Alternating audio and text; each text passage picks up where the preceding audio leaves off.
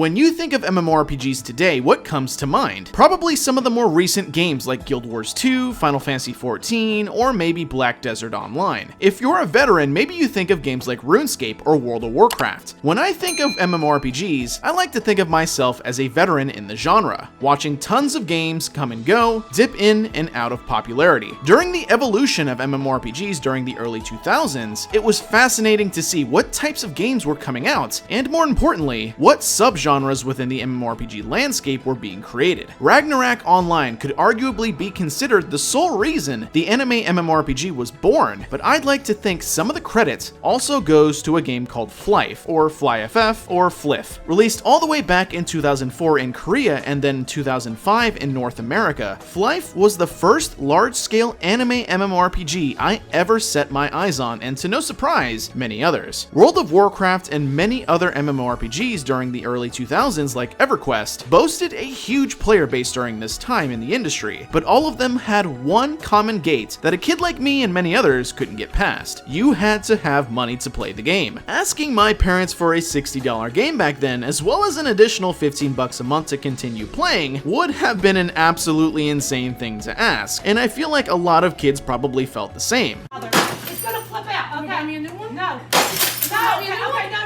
So what did we do? We all turned to the world of the free-to-play MMORPGs during this era. The anime MMORPG absolutely thrived in this time. FlyFF is one of those titans that garnered a huge popularity during its initial launch and subsequent years. It had a ton of stuff going for it. A large open world to explore, fun exciting classes to play as, a vast amount of content to play, fun and engaging PvP and PvE, and finally the one feature that was touted as its main selling point, the ability to fly in the game. Over the years, FlyFF would add more to its game like any MMORPG would, but in the current year of 2020, no one seems to talk or even remember FlyFF. Why is that though?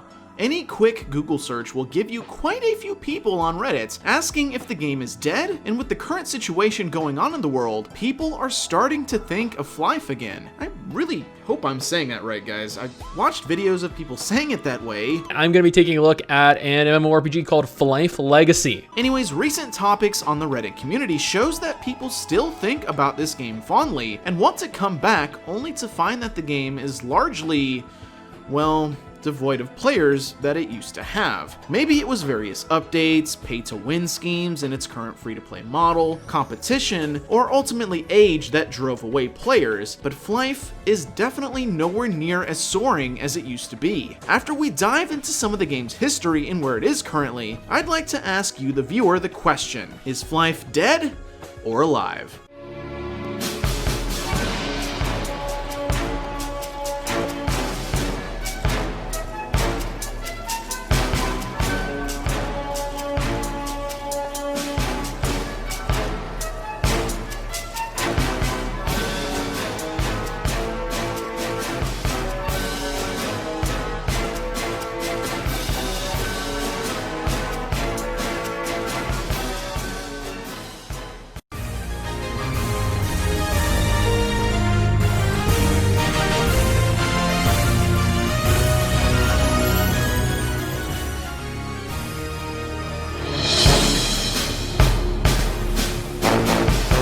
Back in 2002, Aeonsoft was an up-and-coming Korean company that was beginning development on its first major project. The early project titles of FlyFF is a bit muddied, as the early Aeonsoft site here calls it Masquerade, while the Wikipedia says that its early name was Clockworks. Either way, the early project name was dropped in favor for the name FlyFF in 2003, with beta testing also beginning that year, specifically for the Korean audience. FlyFF would release in Korea in August 2004. Aeonsoft would release the game in other territories over the year, with the North American audience namely having their release in December of 2005. Originally hosted by G-Potato and later acquired by Webzen. The game found novel success in the West and other countries, even topping most played free-to-play MMORPG in Europe allegedly during its early years. Through its early years, FlyFF would continue to release content for its players, and for a while, things seemed to be going pretty well for the game. Unfortunately, early version updates are hard to find on the web, but one of the controversial updates that were throw a wrench into FlyF's success would be the version 8 and version 9 updates. Version 8 introduced some minor features like the player shops, item dropping, and plastic surgeon NPC to change appearance. It would also introduce a world PK system or player killing. Essentially, this made it possible where players could PvP at any time and not in designated areas. This was universally disliked, causing the developers to actually cancel the V8 update. Version 9 was the proposed revision update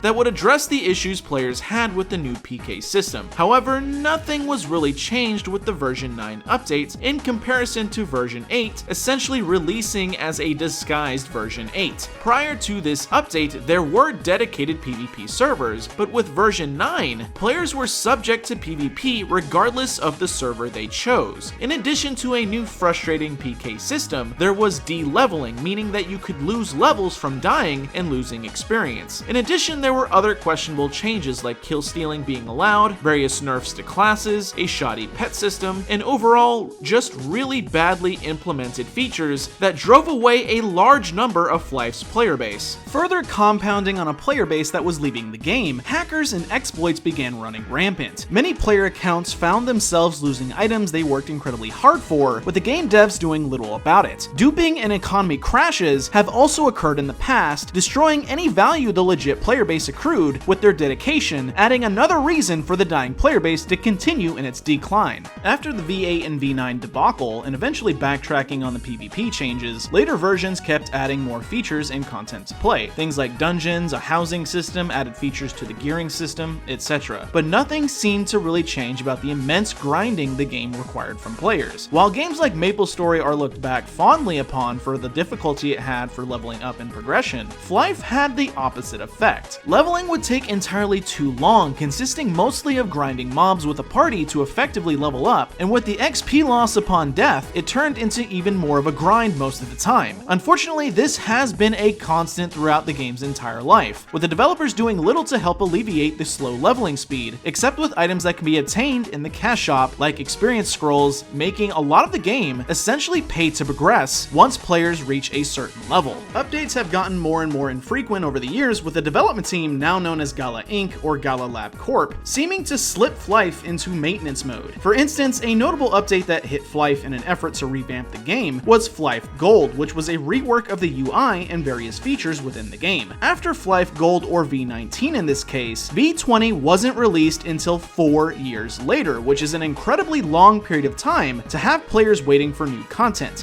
Why are we still here? Just to suffer. Unfortunately, this was most likely due to an announcement of a sequel game in development at the time. Dubbed F2 Floating Fortress, the game was meant to be a successor to the FlyFF game. Unfortunately, due to various issues within the company, however, F2 was officially cancelled in July 2014, most likely explaining the lack of content development for FlyFF during this time. Obviously, with the company swallowing the failure of F2, they would try to continue to revive the once popular MMORPG franchise. In 2017, another game in the series was released. FlyFF Legacy was released on January 12, 2017. Legacy was a mobile spin-off that would hopefully bring people's attention back to the 12-year-old game, but unfortunately failed due to the game being more or less mediocre and quickly forgotten once again due to the flashy and more appealing MMORPGs on the market. Each misstep from the developers kept pushing more and more players away, especially with the lack of truly innovative changes to the game. Everything about the game nowadays feels incredibly dated and sluggish. Ironically, the private server community for FlyFF has a higher population in most cases, with the die-hard fans essentially taking the game into their own hands in an effort to shape it into something it could have been, rather than something that was fondly remembered. Nowadays, the game is still perfectly playable, with barely anything changed from when I played over 10 years ago. It's funny to think that most games that grow and evolve like MapleStory eventually alienated their initial player base, but FlyFF lost its player base due to the lack of evolution. So, they could have saved the game multiple times, but they just really didn't try to save it. Grinding killed it, community killed it, and players leaving, and in general, the more players that left, the more that also left because their friends left. So it just started snowballing out of control. It's a tad ironic in its case. I remember playing the game fondly during my initial time with the game, but like many others, I quickly lost interest around level 50 since it became such an incredible grind to level up. As I stated with the current situation in the world, MMORPGs new and old are starting to get some attention with more people staying home nowadays. If anything, this would be FlyFF's chance to change things for the better and try to strike while the iron is hot. Unfortunately, whether or not the developers actually take this opportunity is probably a long shot. It seems that when Webzen acquired G-Potato and its assets, not much was really changed behind the scenes to really breathe new life into their games, FlyFF very much included. Will FlyFF ever get another chance in the spotlight? It seems like it would be a shame to let a game that so many people remember fondly to fade further into obscurity. So ladies and gents, this is the part of the video where I ask you, the viewer, do you believe FlyFF is dead? Comment down below and let me know your memories with the game. Do you still play? Do you still think about the game? If you ask me, Gala definitely missed an opportunity to make this the anime world of Warcraft. I wonder if specific missteps hadn't happened, where would the game be versus how it is now? Well, that's all for this video. Thanks for watching, everyone. If you like my content, please consider subscribing to the channel, as well as giving the video a like. Not only does it help with the YouTube algorithm, it also helps the channel, so I really would appreciate it. I also respond to every single comment in my comment section, so don't be afraid to leave a comment. If you want to follow me on my social media sites like Twitter and Discord, the links are down below in the description. Finally, I want to give a shout out to my loyal supporters who have been here since the beginning. Anyways, that is the end of this video, and I will see you next time.